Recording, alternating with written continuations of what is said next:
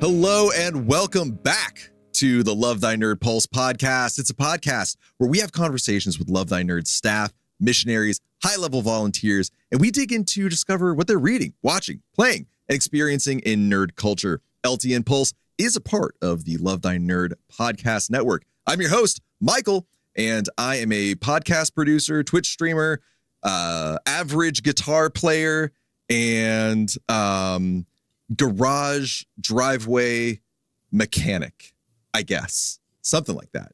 And with me today is... I'm Luke. I am a staff member at Love Thy Nerd. I am the director of missions. I also stream. I like board games. I like video games. And I don't work on my own car. I could have sworn you did some stuff to your truck. I put a soft topper on it. That's about it. And I replace a battery. So I guess I do, but I do all those fancy, I make the dealership change my oil and do all that stuff. You drive a Toyota. That doesn't need any maintenance. No, any mechanical work on it at all. Yeah, it's great. See, I've got an old Subaru. Well, it's my wife's old Subaru, and that goes through periods where it needs lots of attention and then is wonderful and amazing. I had a friend in college who had an old a Subaru Outback, and that drank coolant. It just chugged it. So that's what it is. Old Outback, and it does the same. But buy a Toyota. Not a sponsor yet. Hey, I don't even own a Toyota. I'll tell y'all to buy a Toyota or a Honda. Any, those two Japanese, you can't go wrong. I love it. All right.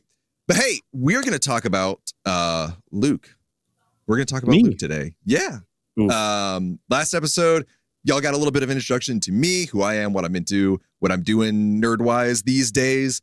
But for this episode, y'all kind of probably know Luke a little bit if you're in the Love Thy Nerd network in any way, shape, or form. And so we thought today we would switch gears, talk about our other wonderful host, and give Luke a chance to tell y'all about who he is and what he's into. So, Luke, what's your name? And what's your involvement with Love Thy Nerd? What's your name? Well, I mean, we know you as Luke, but we may also know you online as... Yeah. Okay, so we did start there. My name's Luke. I stream on Twitch. I go by Frostbite4. There's a whole story behind it. I'll go through the quick version. Story behind that. I was looking for a new name. I wanted something cool. And I was like, okay, Batman was scared of bats. And he donned the bat and called himself the Batman. And so I hate the cold. I hate the cold. I have thin blood. I freeze at 70 degrees outside. And so for that reason, I was like, okay, Frost. Frost sounds cool. It's also that's my weakness. So I'm going to don my weakness. And then the bite is with a Y. That's onto my techie side. I like tinkering with things. I love setting up OBS and figuring things out. I have an audio engineering background. So that's where the bite came in. And then the 4, back in high school, my two buddies that we would play RuneScape together and we would play Halo together and all these games. We wanted something to tie all of our gamer tags together. We landed on the number 4 because it's unlucky in China. And we're like, we're going to bring bad luck to all of our opponents and just destroy them. So that's the brief history. And I like 4 because it's a little different. In terms of unlucky, it's not Frostbite 13 is almost it's too on the nose. It's almost too edgy on the nose, where 4 is that's cool. And by the way, it's also this. If I get on those China servers, people are scared of me. So that's where I boot up Fortnite. Is I have the worst ping, but everyone's scared of me. Well, it's an advantage because you're teleporting across the map at that point, right? I'm using warping around. My advantage, DDoSing. Yeah, absolutely. But that's a little bit of Frostbite history for you. I also mentioned I am the director of missions at Love Thy Nerd. We take physical mission trips to conventions. Mostly we have board game conventions right now. So we're doing anywhere between 6 to 8 of those and taking teams of missionaries anywhere between like 6 up to 26 is the biggest one that we're taking this year. We're taking 26 people to Gen Con. So it's it's a lot. And so that's what I do. I recruit, train, and lead these teams to different spaces. So we go to Gen Con. We've got PAX Unplugged coming up. We've got Strong Tower Con, Grand Con, all these in the pipeline. Potentially going to Essen, Spiel Essen in Germany, which would be so still working on that. By the time you're listening to this, it should be solidified. And if you haven't heard about it, it probably means it didn't work out, and I'm real sad. But it's not looking like it's gonna not work out. So that's good. Yeah. So I'm excited about that. I've never been to Europe, anywhere in Europe. So you'll like it there because it's a little more like north, so it's cooler there. It's not as hot. But I told you I don't like the cold. Oh no, that's right. No, sorry, I had it backwards. You're gonna hate it there. It doesn't make sense. It's like Batman. It's like, oh, you love bats. No, I hate bats. Yeah. I mean, I don't mind it. I like cooler. I obviously don't like sweating. You know, nobody likes sweating. So, but no, I like it. So, what time of year is the planned Essen trip? October. Oh, that'd be perfect. It'd be great. It'd be great up there. Light jacket weather. Yeah. Maybe heavy coat for you. I do like hoodie weather. I like the perfect temperature is probably right there at 70, like between 60 and 70, where you can wear a hoodie and it's nice and cozy, but you could wear shorts. And it's just like, yes. It's perfect. Nice. Well, Luke, what are you getting into these days? What are you reading, watching, playing? Any of the things, building, destroying? Oh man, we got stuff going on. You know, there's a lot. I'm spoiled for choice these days. Well, I've been traveling a bunch, like I said. So I'll touch base on our last mission trip. We went to Origins in Columbus, Ohio, and there was 12 of us going to Origins. Origins was about between 17,000, 20,000 between there people. And we try to work with partners like in the industry, like publishers, companies. And so in the board gaming industry, we've recently partnered up with Allplay. If you're not familiar with Allplay, they make a ton of great games. They make these like small box, like minute to teach, a lot of trick taking games. More so like on the family level, like these are great family games. Anyone can learn them. They got some bigger boxes that they're not too complicated. Again, still great for families, but some deciphering, like they have a message from the stars is pretty new. That's like 2 teams of scientists trying to decipher like the alien message. So really fun co-op thing. They got Through the Desert, which is like a route building. Imagine Ticket to Ride, but scored way different.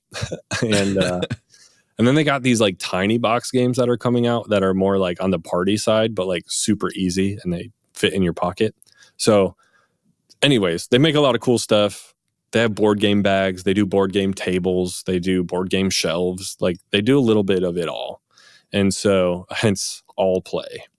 Wow. And so we partnered with them. Filled in some demoing scheduled for them, and that was great.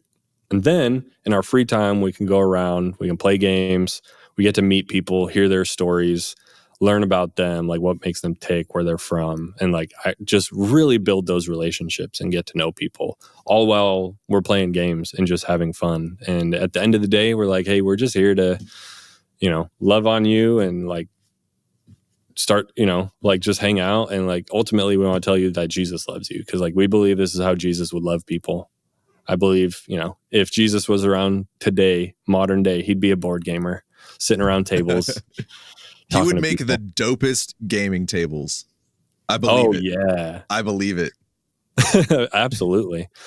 So yeah, I really enjoy that aspect of it, of my job, being able to lead these teams. And like each morning we'll hear stories like, hey, who'd you meet? Who'd you talk to? And like every morning is so rich with like the stories people have to share, people they met, of like every corner of nerddom. And so got to meet up with a whole lot of old friends, got to talk to some new friends. And then like even like there's some, I ran into some people that come to our game night like here in town. They drove 3 hours to be at this as well. And so I'm like, oh, no way, I wasn't expecting to see you here. So really cool. That's so cool. Unique opportunities. And so with a board game convention, I obviously played some board games. So well, I got to ask, because this is relevant to all your travels and stuff. Mm-hmm. What are some of your like your go-to travel entertainment like picks? Like if you're on a plane, are you downloading episodes of anything on a streaming app? Are you reading any books, music choices? Other go-tos? Okay. Every time I travel, I intend to listen to a podcast or an audiobook or something, and like I'll download it and make sure it's all ready and make sure I have batteries and all this stuff. And then I get to the plane and I'm like, I'm just going to see what they got like streaming on their like movie streaming service that they have here on the plane. Like 9 times out of 10, I'm just wasting my time watching something I've already seen or something. And I was just like, oh, I was going to be so productive. But then like also recently on the past couple trips I've taken on the plane, I was playing Hades, like the first Hades, because I never beat it, and I had it on my Switch. Well, I did beat it once. I never got the true ending. So if you're familiar with Hades, to win, you have to escape. And I did that once. And to get the true ending, you need to do that a total of 10 times. So, oh my gosh. Yeah. There was one trip, I think it was Phoenix. On my way back from Phoenix, I beat it like 3 times in a row. Like, nice. Just completing my 10 escapes. And I felt real good. And the lady next to me thought I was crazy, but I felt really good. And so, yeah, on trips like that, I fly by the seat of my pants. That's fair. But yeah, they make it so easy to fall into like what does the plane have? Just to check it out. And I'm like, I might as well watch this random episode of a TV show or of The Office. I could rewatch this really terrible live action remake of the Teenage Mutant Ninja Turtles. It's fine. Oh my God. That's happened. I've watched that on the plane. But then like if I'm walking, then like when I'm getting off the plane or walking through the airport, I have music. I'm listening to music. That's the travel side of me. I'm like, I just have a soundtrack to my travels, but only when I'm walking to my gate. Nice. What is your usual soundtrack? Is it same kind of playlist every time, or do you just kind of mix it up? The last trip, a buddy of mine, I told him I wanted to like learn more about rap, and so he created a playlist called "For Luke to Learn Rap." And honestly, I've put some mileage on that playlist. So, okay, is it on? If it's on Spotify, I'm looking it up to. Yeah, go for it. For everyone for the world to learn rap. Listen at your own risk, I guess. Fair. It's yes. Rap, so. Yes. Maybe don't go listen. No, I'm just kidding. Okay. It's good. It's a good playlist. I appreciate my friend putting that together and helping me learn things. So, but I mean, I like the pop punk. I like the old like Blink 182 days. Like I have my high school playlist that I constantly go back to. And then Kate of the former Free Play podcast, she makes some of the best playlists. So she went through and made a playlist for all of the clones from the Bad Batch, like based off of what she thought they would listen to. And like Tech and Wrecker are my favorite playlists of hers that she made. I've been listening to those on repeat. So go look up Kate on Spotify. Follow all her playlists because they're bangers. It's Kate Katawaki. Yes, Kate of KSM. Of KSM fame. This is actually that's a whole other episode. Oh we need we need to get Kate in here just for that. Yes, absolutely. Like, we'll get into other stuff that she's into, but this is a dedicated episode. But yeah, so that's, I mean, I haven't recently been listening to that, but also I have been listening to it. And I probably will be still listening to it whenever this airs. Nice. But back to Origins real quick. Like I played some stuff there, board games. Played, so Mistwind is a game from First Fish Games. It is a pickup and delivery route building game. So it has flying whales, and you pick up like mushrooms and medicine and wood and other things. And you like deliver them to get bonus points, like victory points in the end. But you're also like building a route of like, imagine Ticket to Ride. So you have a secret route that you are like building to get victory points in the end. But I like it because there's not a whole lot of, it's not super cutthroat. Like you're not fighting over a route. Like everyone can share. So that's nice. What you are kind of cutthroat over and fighting over is like the different actions that you can take. So only one person can take one action. So if I go and take an action, like you wouldn't be able to on your future turn. So it's great. I love the aesthetic. I love the gameplay. I played it at Origins. I have it kickstarted because I'm like, this looks like a gorgeous game. I like that kind of mechanic. And it looked a little bit like Studio Ghibli. And so I'm like, Asia would like just having this in the house. So I'm going to buy it. Yes. And then time went on. I'm like, I never even played this game. I don't know if I'm going to like it. And I'm like, maybe some regrets. I don't know. And then at Origins, I'm like, I'm just going to play it and I'll just know if I'm going to like it. And I played it and I'm like, this is one of my favorite games. This is so fun. And so now I'm super stoked again for my Kickstarter. And it's still not here, but it should be here soon. Nice. And then, I mean, I have a whole list of board games I've been playing. If you want to know all of these board games, I'm not going to go into them all, but just hit me up. I'm sure we have, just find me on the LTN Discord. I could talk about board games all day. All right. So what are you watching these days? What have you been peeping at? So we talked about it a little bit last week. I almost said last year. I'm still watching Through the Bear. Asia and I have 2 episodes left. We've been taking our sweet time. We've just been so exhausted in the evenings because, I mean, like, at the time of recording, it is July 8th.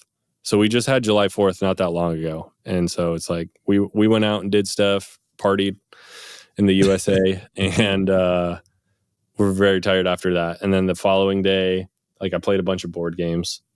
Was super tired after that. So it's just one thing after another. And so haven't finished The Bear yet, but like absolutely loving it. If you want to know my first impressions, go listen to the last episode. Yep. But when we are super tired, the show I put on to just fall asleep to is Psych. Psych is my most watched show, like hands down. I've seen every single episode multiple times, all the way through. Like, I limit myself to watching Psych like once a year. Like, it's good. Limit myself. Because I'll get to the final episode and then watch the movies because there's Psych movies. And then I'll be like, should I just start over? But I don't. I'm like, I can't overdo it. I can't burn myself out. But it's just too good, man. It's so good. I'm on we're on season 3 now. Season 3 starts off with a banger. Episode's called Ghosts. If you know that one, you know that one. And then it goes right in to the high school reunion episode. Again, top tier TV for me. Now, are episodes, are they, and they're formatted for TV, are they half-hour formatted or hour-long formatted? So like 20-ish minutes or 40-ish minutes? They're like 40-ish minutes, 45 gotcha. minutes. Yeah. Gotcha. So it's a good sit sesh for watching an episode, but they can, there's more stuff that can happen per episode. The pilot episode was like double that. It was like an hour and a half long. Oh my gosh. It's crazy. So like, me trying to get someone into it, they're like, dude, I watched the first episode and like that was just way too long. Like, it's a good episode, but they're like, what the heck was going on? I can't believe this is like an hour and a half TV show. It's like, that was just the pilot, which was crazy. I don't know how that aired, but yeah, easy to digest. Really good mysteries. Like as they go on, the writing gets better as TV shows do, and there's like some really good like cliffhangers and like suspense and some really good twists and turns. So yeah, I was into that show a lot in college. Like the first few seasons, I've definitely seen, but it's been like I'm aging myself here. It's been like 15 years. So I definitely need to go back. Are they do you know if they're streamable anywhere, or do you own them all? They're on Peacock and on Amazon. Okay. Oh, the Prime Video. Yep.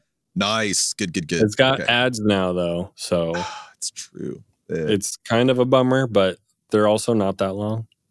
Yeah. It's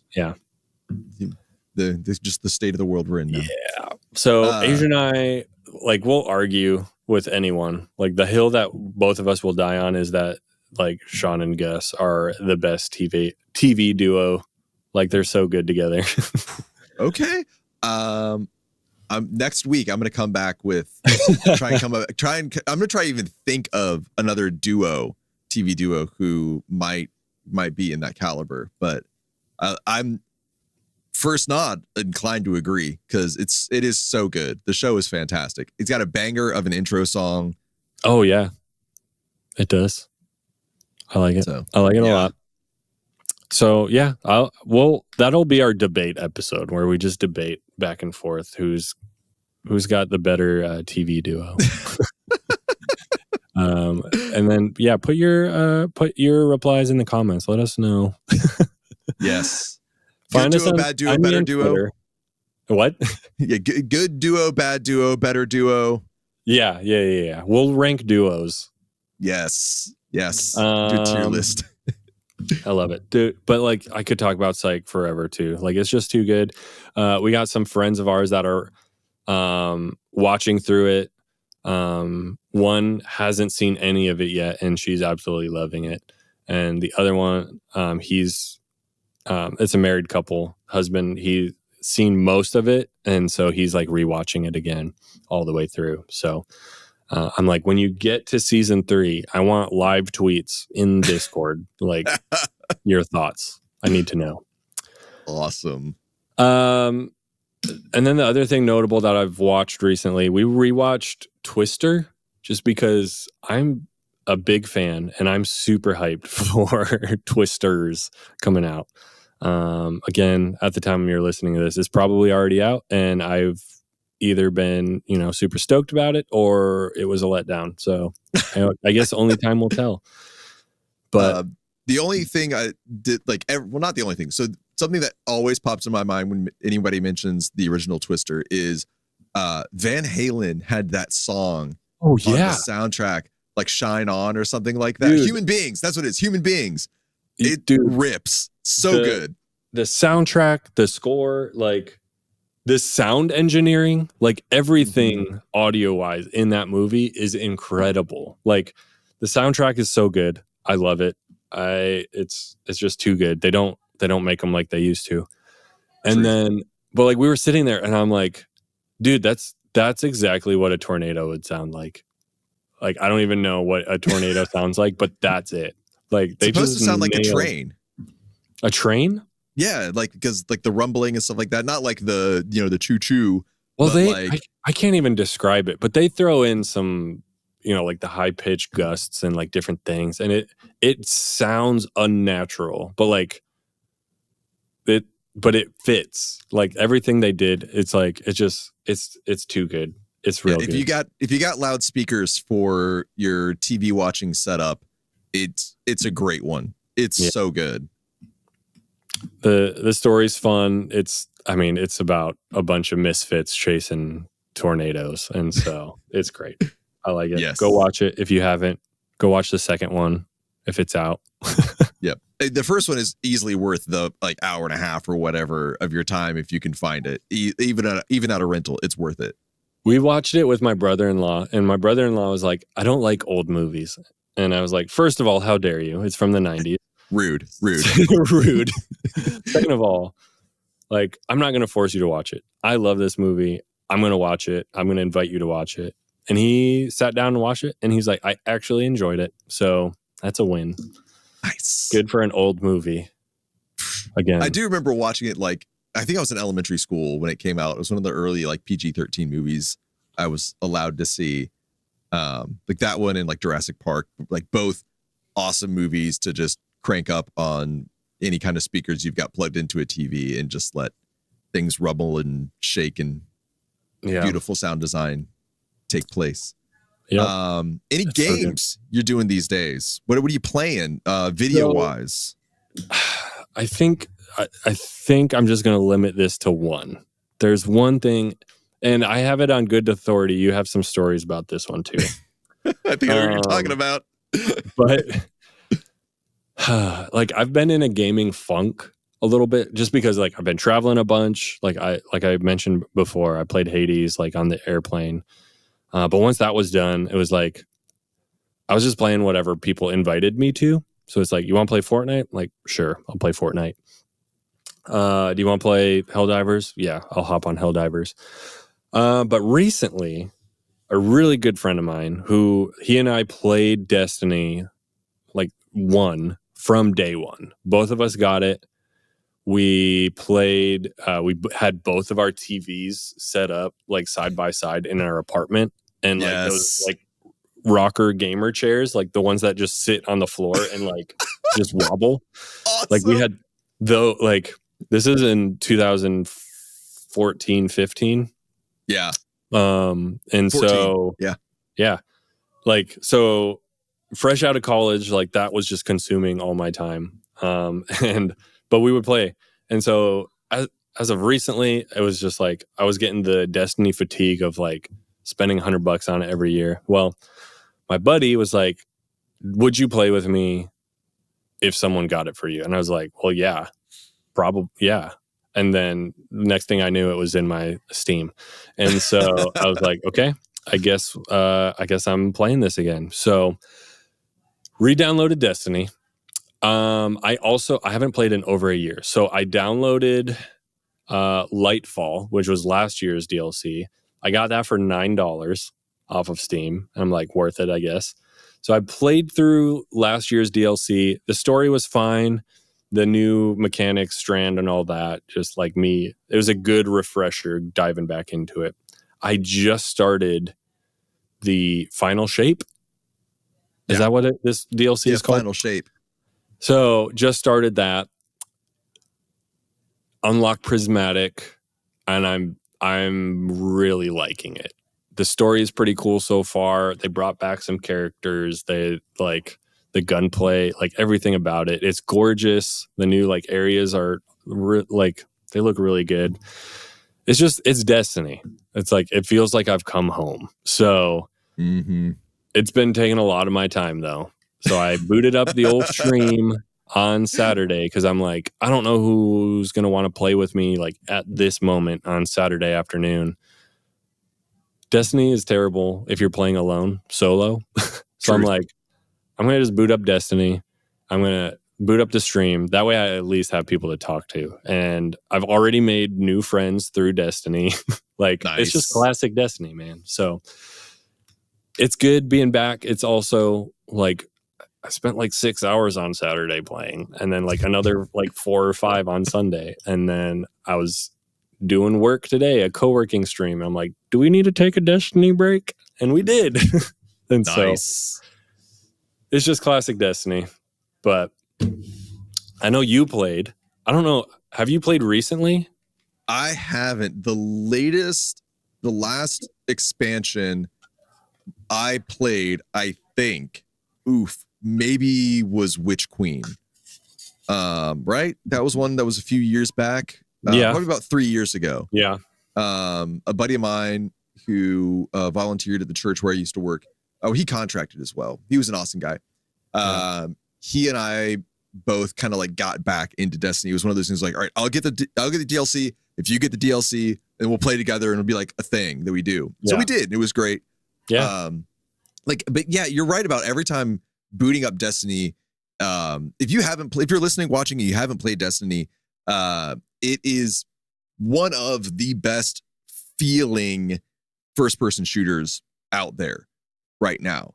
It just plays so well. Something about, I don't know what it is with the controls. The guns all feel really good. Everything is just tight, dialed in. Mm-hmm. And anytime you jump back into it from being gone for several years, you may have to get used to some new gear, that kind of thing. But like, it's almost like, that kind of like, oh yeah, I'm settling back in because all of this is still so dialed in. It plays so well. That's always been my experience with Destiny over the years, and the past 10 years of playing. And Destiny 1 was like that too. Destiny 1 played great too.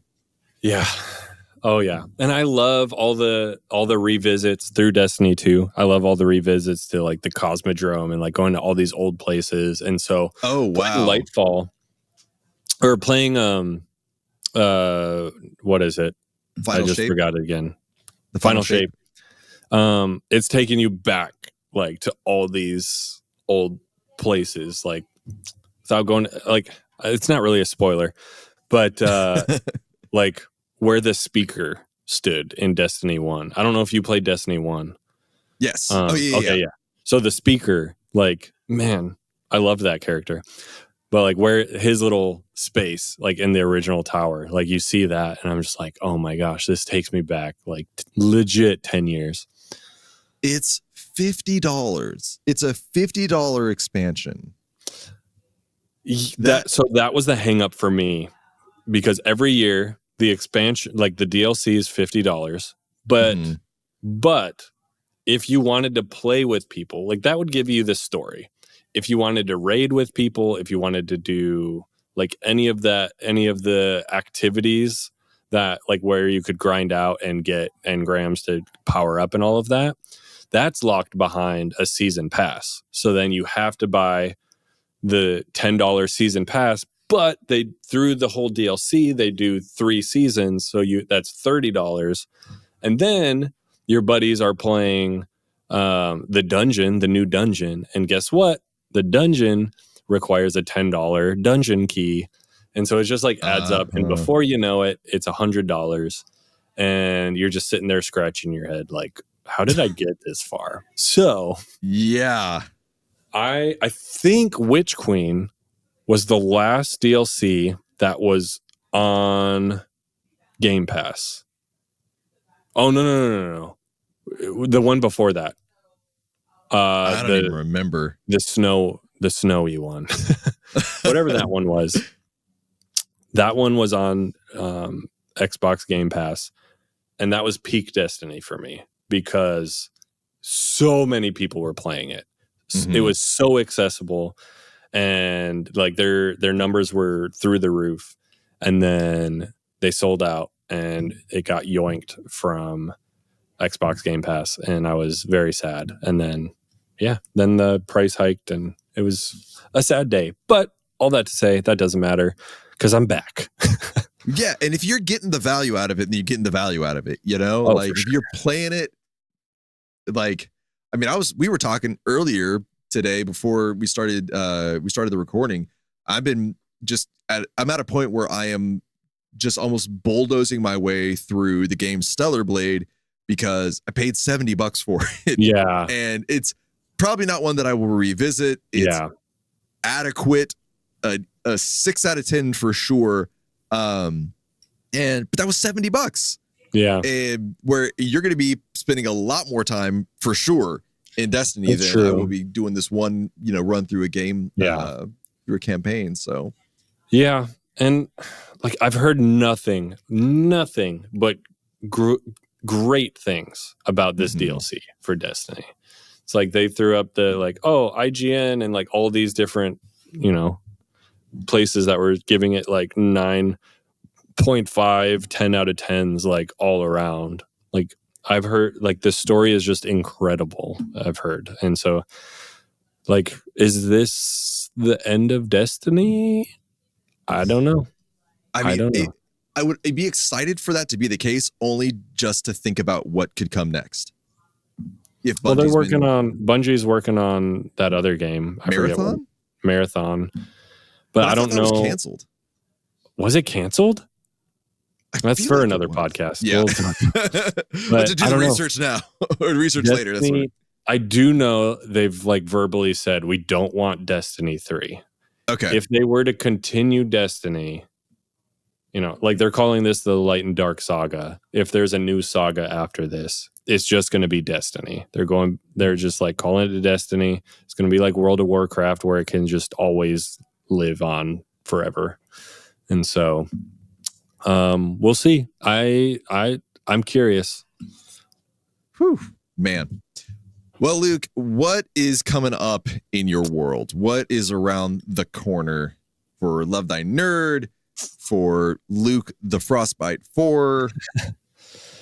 Dude, so many things, man. So many things. Like I said, at the time of recording, we have Gen Con like just around the corner. So chances are that's already happened a couple weeks ago. That is like, that's just the light in the tunnel. It might be a train. It might be the exit, but that's what's next. And then after that, hopefully, if you're listening to this, we got several things coming up. Strong Tower Con is we're having our LTN meetup at Strong Tower Con. That is in the Milwaukee area, Milwaukee, Wisconsin. So if you want to come hang out with us, most, if not all of the LTN staff will be there. Then we've got NCMS coming up. That's in the Denver area. That's our Nerd Culture Ministry Summit. Yeah. That is focused on, just training people in this space, like nerd culture missions, ministry. And then PAX Unplugged is our next big mission trip. So I need about 15 people to go to PAX Unplugged in Philadelphia. Woo. So if you're in that area or you just always wanted to go get a real Philly cheesesteak, you should swing on over to lovethynerd.com/outreach to sign up for one of our mission trips. I would love to have you. And so those are the big things that are coming up. And then, the little things, I'm streaming again, maybe. Yeah. And so right now, Monday to Wednesdays, right? Monday through Wednesday. I'm streaming in the day, 10 a.m. Eastern time. I go live. We work on some stuff. Lately, we've been taking some Destiny breaks, but it's been really productive. I've gotten some good work done during that time. I've taken meetings. People were none the wiser, but it's a good time. There's 20 people in there just lurking, getting work done today. So yeah, it's a good hang. And we didn't even get to talk about it, but Star was in there today telling me her widow story, her Destiny widow stories. Oh my gosh. Yes. Yeah. A tale for another podcast episode for sure. I get it. I played a lot of Destiny, so yeah. But yeah, that's what's in my pipeline. That's what's coming up. So I'm super excited for all of it. Essen, I'm going to be there, hopefully. So that's huge. So lots of cool, exciting things happen around LTN. If you want to be a part of it, don't hesitate to reach out. lovethynerd.com/Luke is where you can find me. /outreach is where you can find all our upcoming trips, all that good stuff. You can also go to lovethynerd.com/Discord to find the link to the Love Thy Nerd Discord. Get plugged into the community. A lot of cool stuff going on there. I mean, we could basically do a podcast episode about that whole scene. It's great. There's a lot going on. It's cool. It's very cool. So highly recommend it. Highly recommend it. Also, the Love Thy Nerd Facebook, which you can find by searching Love Thy Nerd on Facebook or getting there through lovethynerd.com/Facebook. We talked about it last episode. The Love Thy Nerd website is so well made, so well organized. Everything you want to find out, it could be there, and it can take you to where you need to go from that. It's the ultimate Love Thy Nerd springboard. It's really what it is. We have everything. Really what it is. But for finding things, you can find this podcast wherever you're listening to it right now or watching it. We're on Spotify, Apple Podcasts, YouTube, and we should be on the Glue Network. That's the God Loves You network, available on Roku. Yeah, that's pretty sweet. You can watch it on your TV. Crazy. I just want to have that going on my Airbnb TVs when people come in. It's just pick a random Love Thy Nerd video. Yes. Yeah, there needs to be a channel shuffle. Full disclosure, I haven't gone on to God Loves You network, but maybe there is. Maybe. I bet there is. If not, we should write to them. Yes. We have them on speed dial. Luke, let them know where they can go if they would like to partner with you to help all these awesome upcoming stuff become a reality. Yeah. I mean, if you need to get in contact with me, if you want to join my partner team, if you are interested in just nerd culture missions and want to start a mission trip near you, go to lovethynerd.com/Luke. All of my information is there. You can email me. You can sign up for a newsletter. You can partner with me. You can even schedule a meeting, whatever you want to do. I will say, if you schedule a meeting with me, put a little note that says why we're meeting. I've definitely gotten people just popping in there. I'm like, all right, what are we doing? It's usually great stuff and we have good conversations, but it's always a surprise. And I'm not a big surprise guy. So the more you want to just chat Destiny with Luke, you can schedule it on his calendar. Destiny, Twister, board games. Any of these things. Oh my gosh. Well, that's going to wrap it up for this episode of the Love Thy Nerd Pulse podcast. It's been a blast. Luke, thanks so much for sharing a bit about yourself. Let us kind of get to know who you are, the history of Frostbite 4. I didn't know that. Yeah. Get to know. There will be a quiz on it later. So yeah, make sure to study up. Link to the quiz in the show notes. But yes. Can you imagine? Should do that. Should send out quizzes, put it on Twitter. Well, I have been your host, Michael, and joining me today, as always, is... I'm Luke. It's a pleasure being here. Yes. Thanks so much for watching and or listening, and we'll catch you next time. Bye! Pew, pew, pew, pew.